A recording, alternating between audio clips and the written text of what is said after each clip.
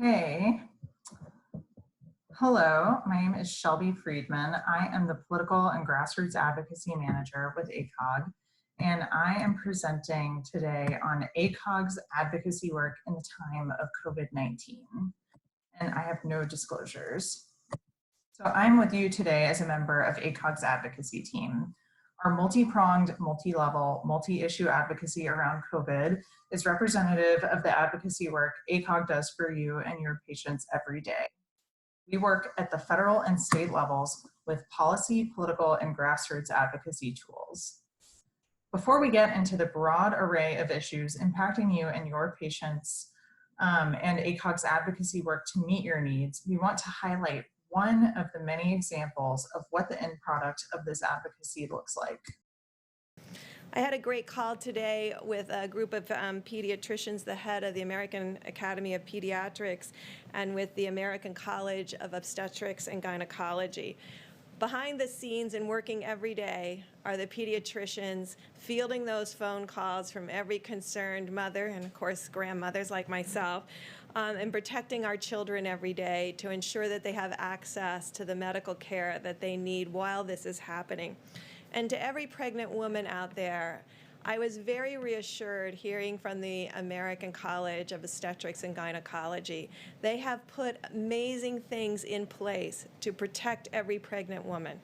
They have been social distancing in their offices. They have increased all of the disinfecting. They have lengthened the time between clients. To every pregnant woman, don't miss your appointments. If your OB thinks you need to be there, you should go.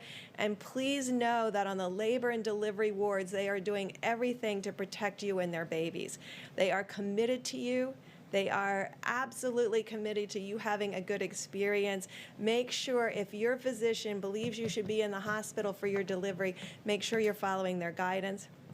We don't want any pregnant women to suffer a bad outcome during this time. So again, I just want to. So this video clip resulted from the weekly conversations that ACOG CEO Maureen Phipps has with Ambassador Deborah Birx, who leads the White House Coronavirus Task Force.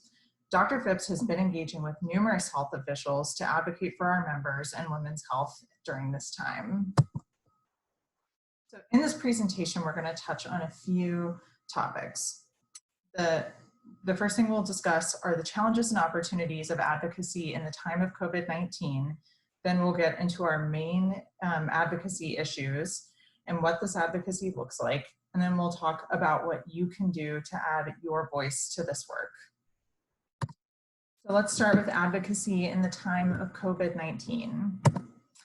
So the key issues that we are advocating on during COVID are the same issues that we're advocating for our members on in normal times, but many of these issues have been brought into sharp focus and are increasingly urgent because of the crisis.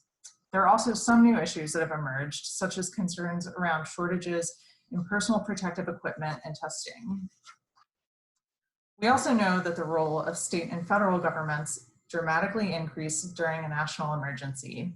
And as policymakers are deciding how best to cope with the far-reaching impact COVID-19 has on public health, the economy, and so much more, it's essential that ACOG is driving this process as it relates to you, our members, and our patients. The federal government has so far passed 3 major COVID-related relief bills, plus a supplemental bill in response to the pandemic. These bills, among other things, contained provisions that ACOG advocated for, including directing funds to the National Institutes of Health for research, boosting funding for state Medicaid agencies, and providing funds for small businesses, including physician practices struggling to remain afloat. That said, we know that you and your patients continue to have unmet needs, including ongoing shortages of PPE and diagnostic testing and needs for additional financial support. Congress is currently working on a 4th package, and ACOG is going to be advocating for you as it's assembled.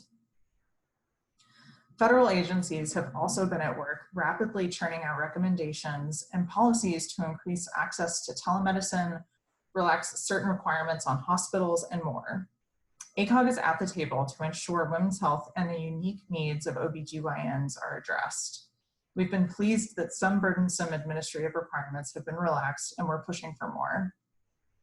In public health emergencies, states have significant authority to modify existing laws and expedite new laws. Governors have broad legislative powers through executive orders and directives to compel, prioritize, and direct resources, including approving and altering healthcare infrastructure, loosening licensure requirements, and providing immunity from liability for physicians, hospitals, and other healthcare workers. In this environment, where policy is changing rapidly, it is essential that we as advocates consider, where applicable, leveraging this time of action into long-term reforms that benefit you and your patients. Our team is your voice at the table, ensuring that specific needs and concerns of obstetrician gynecologists are always part of the conversation. We're also advocating in the courts, ensuring that the courts have access to evidence-based information about women's health when they're making decisions. So with that background, let's get into some of what these specifically rapidly changing policy areas are. So the first policy area I'm going to touch on is supporting our frontline physicians. We know that this time presents big challenges to you as physicians and healthcare professionals, and we're taking policy action to equip you in protecting yourselves, your families, and your patients. Testing for COVID is an essential part of the care you provide, especially in labor and delivery settings.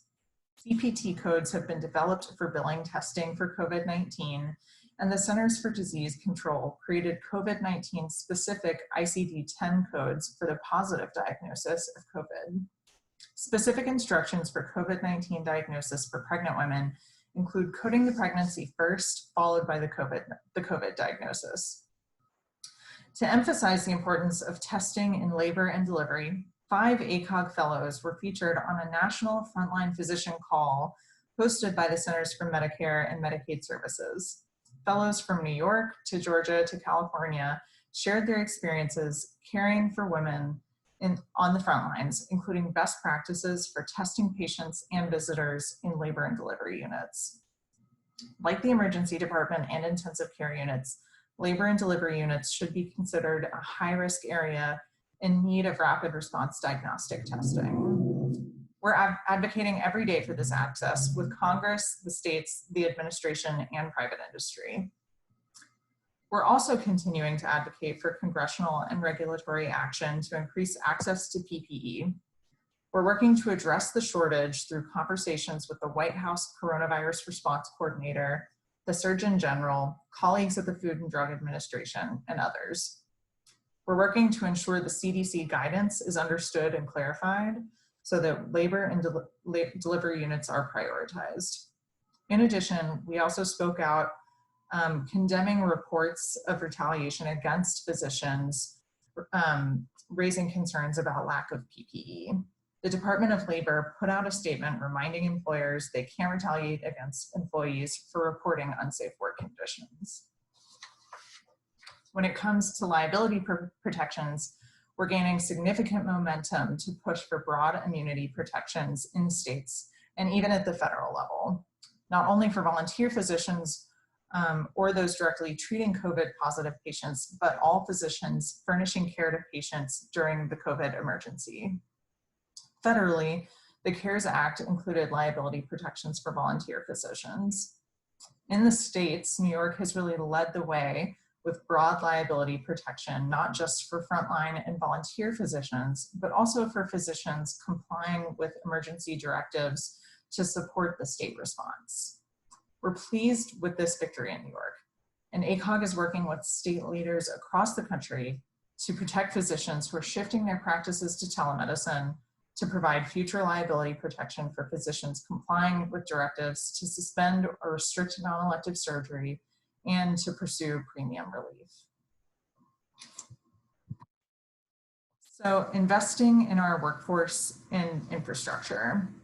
We know this crisis is imposing significant strain on our members, so supporting you in this area is an especially high priority. ACOG is urging the Department of Health and Human Services to quickly send relief funds to OBGYNs who have not been able to access, or excuse me, who have not been able to benefit from financial relief to date from programs that are based on Medicare claims. As more funds are allocated for financial relief, we will continue these discussions so that women's health practices are prioritized. The CARES Act included financial assistance for small and medium-sized practices via the Paycheck Protection Program, emergency economic injury, disaster loan grants, Main Street lending program, and direct financial assistance from Health and Human Services. We are also partnering with medical colleagues in states to create dedicated loans and grants programs for physicians facing financial strain due to COVID. We've also been engaged in outreach to the Small Business Administration. We've encouraged them to prioritize physician practices and ensure practices of all sizes can take advantage of financial assistance. So in an important step for our residents, the CARES Act also included provisions to delay payment and interest accrual for federal student loan borrowers. As a next step for residents, ACOG will be advocating for loan forgiveness and financial support for OBGYN residents. On telehealth, we've been advocating across payers and state and federal governments for coverage and reimbursement of telehealth, including phone calls, at the same rates as face-to-face visits. We're working with CMS, state Medicaid programs, and private payers to expand access to remote patient monitoring for pregnant and postpartum women by making blood pressure cuffs, scales, and other at-home equipment available by prescription. And with an eye to the long term, we're advocating to sustain the progress we've made with telehealth coverage and reimbursement after the pandemic has ended. And the bottom line here is that we know that none of this has been enough to make your practice whole. ACOG will continue to advocate for you and your practices through this crisis and beyond. Moving on to protecting access to safe quality care. So as we protect access to care, we know we must also mitigate existing gaps and barriers to care that this pandemic will exacerbate. While the country is facing the impact of a pandemic, it is also facing a maternal mortality crisis. It's critical that the COVID-19 pandemic not be allowed to exacerbate the existing maternal mortality crisis. We've won increased funding for state Medicaid agencies in the second federal COVID package, including requiring that states must continue covering beneficiaries, including pregnant women, for the duration of the emergency. We're advocating to increase reimbursement for Medicaid services to Medicare levels, and we continue to advocate for continuous Medicaid coverage up to 12 months postpartum at the state and federal level. We've also advocated for some incentives for holdout states to adopt Medicaid expansion, forming coalitions in the states to revive efforts to ensure that every single state adopts Medicaid expansion. We're also asking government officials at all levels to work with OBGYNs to keep hospitals the safest place to give birth. We're very concerned that women may not have access to accurate information about birthing safety and that some may change their birth plans out of panic. This has the potential to exacerbate our existing maternal mortality crisis. ACOG and our partners, including the American College of Nurse Midwives and the American Academy of Family Physicians, are continuing to lift up the message that hospitals and licensed accredited birth centers remain the safest places to give birth, and that OBGYNs will deliver safe maternity care. We're encouraging pregnant women to continue accessing prenatal care and communicating with their physicians. We're also working with folks who have important platforms such as the White House, Congress, and others to uplift this important message. For both patients and clinicians, accessing and providing essential healthcare during a pandemic inflicts additional logistical, economic, and emotional turmoil. For abortion patients and caregivers, these challenges are even more pronounced, given the existing barriers to this care. ACOG is working to eliminate out-of-pocket cost barriers and insurance coverage gaps, and to expand telemedicine and pharmacy access to minimize obstacles to contraceptive initiation and continuation. As state governments act to limit elective procedures, ACOG, working with our members, including section and district leaders and partner organizations, has been advocating to ensure essential obstetrical and gynecological services, including abortion, are not delayed, and we have successfully secured protections across a number of states. Unfortunately, some states are ignoring the voice of the medical community and placing politics above the advice of physicians by imposing restrictions under the pretense of delaying elective procedures to reduce the stress on our healthcare system.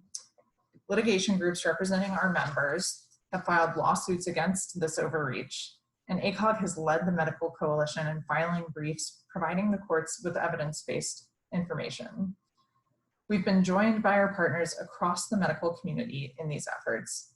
For example, in our brief opposing Texas's criminal penalties provision, we were joined by a record-setting 18 organizations, including the American Medical Association. Additionally, as state and federal lawmakers adjust policies governing healthcare delivery to reduce exposure and travel time for patients and physicians and relieve strain on healthcare resources, ACOG is advocating for states to lift medically unjustified restrictions. For example, we've called for state and federal policymakers to suspend restrictions on evidence-based administration of medication abortion, including state bans on telemedicine and the FDA's enforcement of medically unnecessary regulations on mifepristone.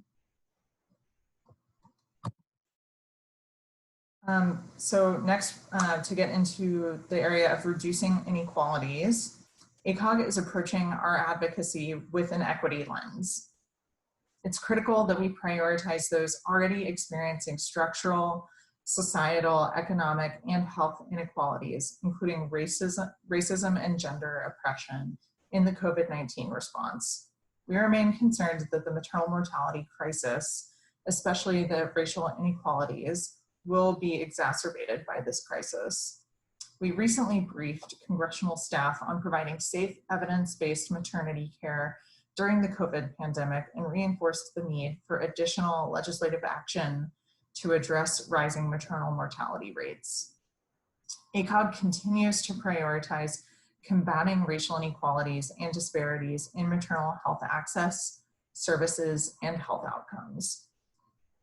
In addition, we're also advocating for some other longstanding priorities. We're calling on the administration to standardize and uniformly collect and report data, especially as it relates to race and ethnicity in COVID. And a longstanding priority of ACOG's is to increase research in pregnant and lactating women. Unfortunately, pregnant and lactating women are currently excluded from existing COVID vaccine trials. ACOG is continuing to advocate for their inclusion in these trials.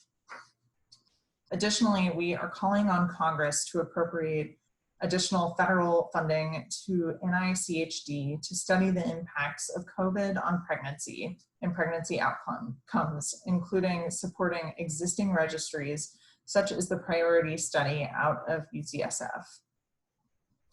Another major priority for ACOG remains reauthorization of the Violence Against Women Act.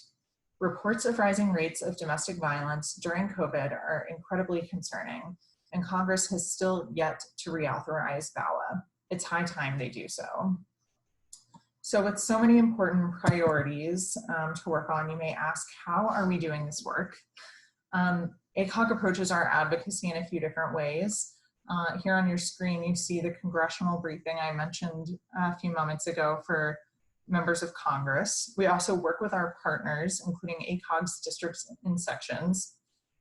We've also partnered with our fellow medical community organizations, including the American Medical Association, the American College of Surgeons, the Council of Medical Specialty Societies, and associations representing frontline physicians, including the American Academy of Family Physicians, the American Academy of Pediatrics, the American College of Physicians, the American Osteopathic Association, and the American Psychiatric Association.